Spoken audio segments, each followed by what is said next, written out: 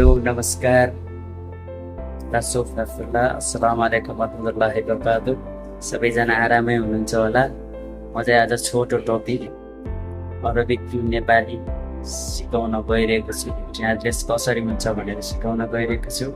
कृपया भिडियोलाई अन्तिम तक हेर्नुहुन्छ भन्ने आशा राखेको छु। पक्कै पनि यो भिडियो हजुरहरूलाई हेल्पफुल हुने नै छ भन्ने आशा राखेको छु। भने त भिडियो सुरु गरौँ।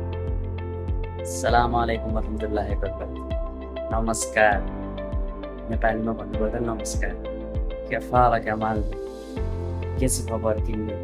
अल्हम्दुलिल्लाह वकुल खैर। सबै ठिक छु, सबै एकदम राम्रो छ, आरामै छ। वैन यस्तगल इंत, तिमी कहाँ काम गर्छौ? अना यस्तगल इन मताम, म चाहिँ होटेलमा काम गर्छु।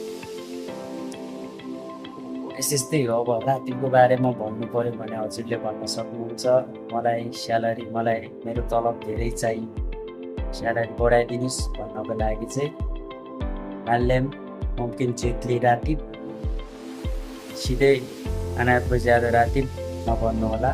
माल्यम मुमकिन जितली रातिब भन्नुहोस्। मलाई केही स्यालेरी बढाउन सक्नुहुन्छ यसरी भन्नुहोस्।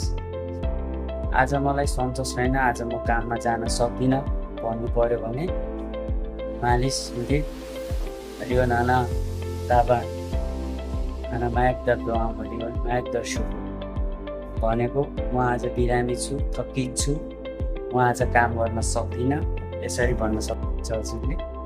कुनै पनि कुराहरू गर्दाखेरि राम्रो तरिकाले राम्रो बोलीले भन्यो भने पक्कै पनि राम्रो सुनिन्छ र त्यही कुरालाई अलि सिधा झर्को आवाजमा भनिने हो भने पक्कै पनि त्यसलाई इन्कार गर्छ र उसले एक्सेप्ट पनि गर्दैन। त्यो साथीहरू अर्को भिडियोमा हजुरहरू सामु भेट्नेछु। छोटो भिडियोको लागि मन परे लाइक र धेरै साथीहरूलाई सेयर गरिदिनु होला। बाई बाई, अस्सलाम।